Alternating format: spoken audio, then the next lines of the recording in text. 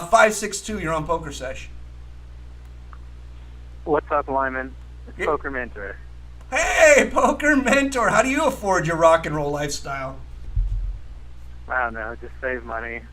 Yeah. Don't play crazy. You're one of the good ones, PokerMentor, even though I seen you today busting everyone's balls to buy a piece of your tournament package. That's what I'm calling. You saw how I went over. I tried to sell to the lobsters at Boozio's. Yep. They didn't want to buy. Yep. I tried to sell to the Chippendales, but they wanted to buy in dollars. And I was just like, I can't be carrying around all those dollars. We get to hear your whole stand-up routine right now to PokerMentor. Yes, but okay. I'm saving the best for last. Okay. Why did you have to ruin it before my best joke? Okay. You know which one's coming, right? You know which joke is coming. Oh, I know right? you. I know you tried to sell the Bart. That was dumb. No, not on those where I went around selling the random thing. Ooh. We can talk about the bar. So then last I went to the Masquerade Bar. Oh, yes. And I found these two girls. They were dressed really well. Yeah. You know, they were dressed up, ready for the club. They were really interested in me. I was trying to sell, and so then, you know, I finally work up the courage to ask them, be like, hey, you know, would you like to buy some action? Right. It turns out they were selling action too, Lyman. Yes, absolutely. But you know, the Masquerade Bar there at the Rio has got to be like Hooker Central, because it's like there's all these dudes, like sort of like they look pasty, you know, bloated poker player types, you know, antisocial, pasty, bloated poker player types, all wandering the Rio with a little bit of money hanging out of their pocket, and like that Masquerade Bar.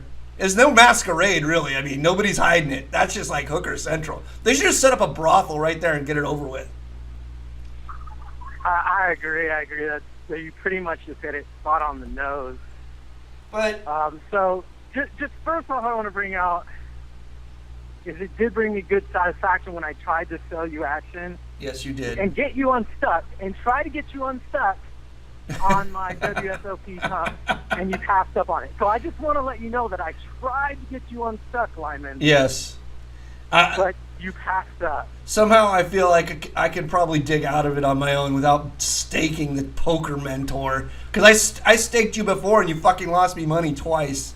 So now you're out. You're out of the inner circle. No, I would PokerMentor. If you were in Los Angeles, I would. I don't like to fucking do long distance things, but I mean, if you're around during Legends, we'll probably do something. All right, Lyman. Yeah. So who else is here at the Rio? So I'm trying to find people to sell my action to, Lyman. You know, so I can get in here just like everybody else. I was trying to play the satellites, but the line is through the roof. Like basically, you're a real go-getter. You're a real go-getter.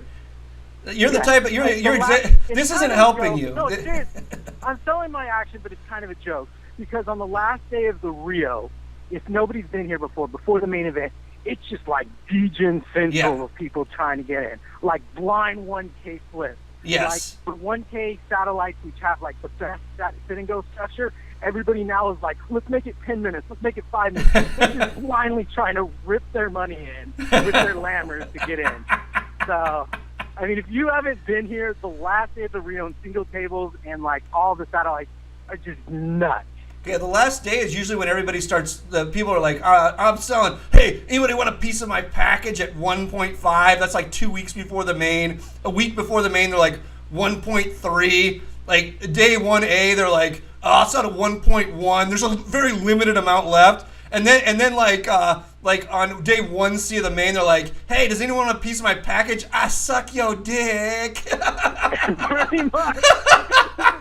The problem is that's probably happened. There's probably been some blowjobs that occurred to get into the main on the last day. Yeah, I like day 1C, you see like 2 hats and Phil Ivey behind like a porta potty.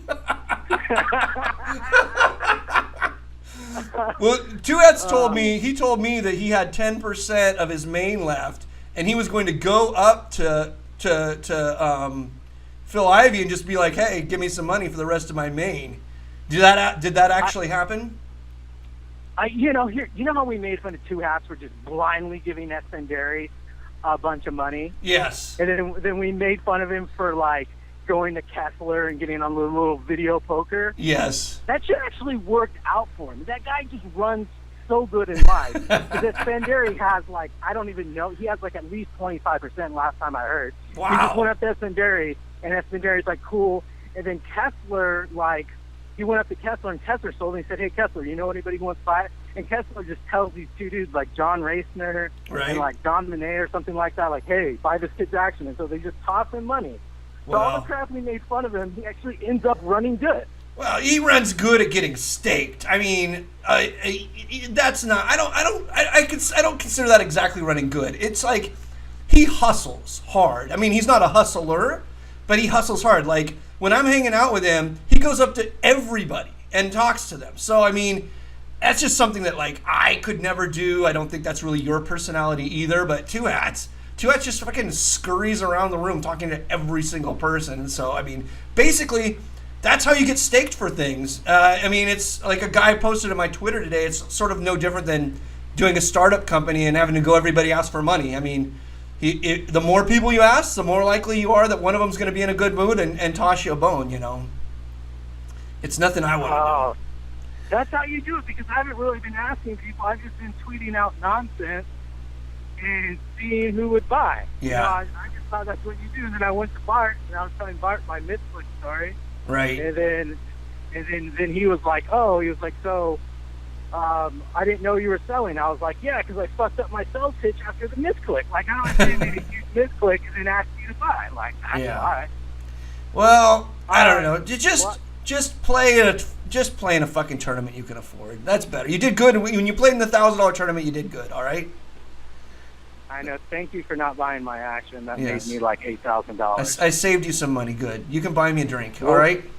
I will. I do owe you a drink. All right, Lyman. I got to get back to walking around. Normally I learn from the bike. They just walk around looking really discouraged. And somebody says, "What's wrong?" And I said, "It's the last day, and I have to sell the main." And then I try to squeeze out a tear or two. So I got to get back to that, Lyman. All right. Good luck with that. All right, thanks. There we go. We got a report from the main event of the World Series of Poker. I did it.